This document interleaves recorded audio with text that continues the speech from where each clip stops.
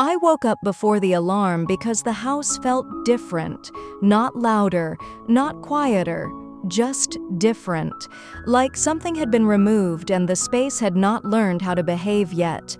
I reached for my phone without opening my eyes, not to check the time, not to check messages, just to feel the weight of it in my hand, because that was what I always did. My thumb moved on its own, to a name that was still saved, a name that was no longer mine to touch. I stared at the screen longer than I should have, waiting for something to happen, waiting for regret or relief or pain, but nothing came. That scared me more than crying ever did. Yesterday we signed the papers. Everyone said it would feel like freedom. They said I would sleep better. They said the tension would leave my body.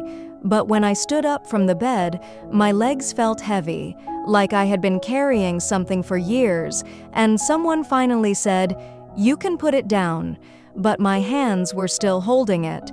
I walked to the kitchen. The floor was cold. I noticed that because no one else was there to distract me. I filled the kettle.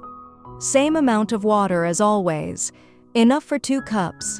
I only realized it when the kettle started to boil. I did not correct it. I just stood there listening, because the sound felt familiar, and familiarity felt safer than change.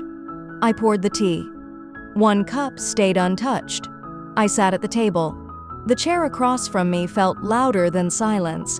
I kept looking at it as if someone might suddenly remember they belonged there. I thought about how strange it was that a marriage can end on paper, but habits do not get the memo. I still knew exactly how he liked his tea. I still bought the same brand. I still avoided sitting in his spot on the couch. The divorce did not take those things. It only took the person. People think divorce is loud.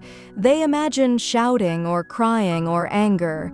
But my divorce sounded like a refrigerator humming, like a clock ticking, like a kettle boiling for no reason.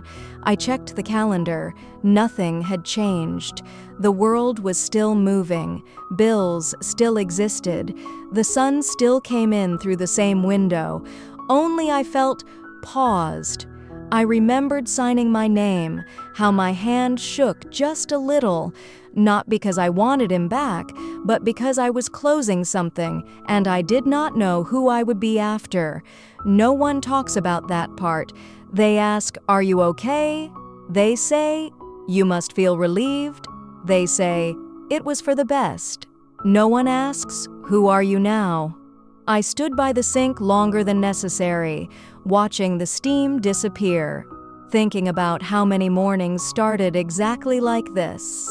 And how many would now end differently. I did not miss him in that moment.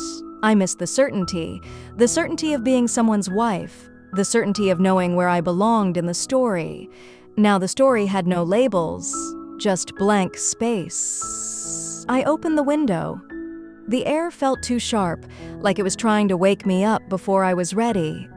I thought about the last conversation we had, not the argument, not the emotional one, the quiet one, the one where we both knew it was over, but neither of us said it.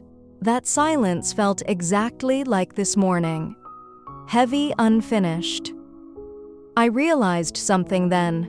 This was the first morning of my life where no one else's expectations existed, and instead of feeling free, I felt exposed.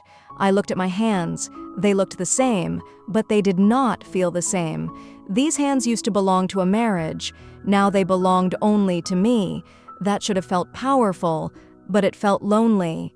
I cleaned the kitchen slowly. Not because it was dirty, but because movement kept my thoughts quiet.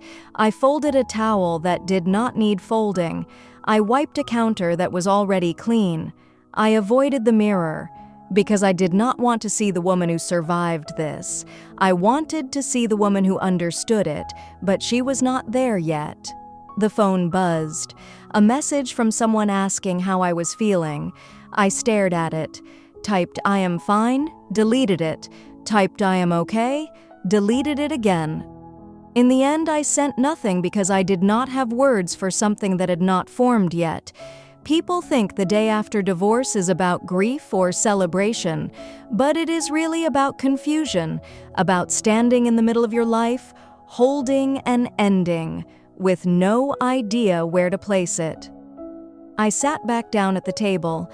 The second cup of tea was cold. I took a sip anyway. It tasted like something I used to enjoy but no longer needed.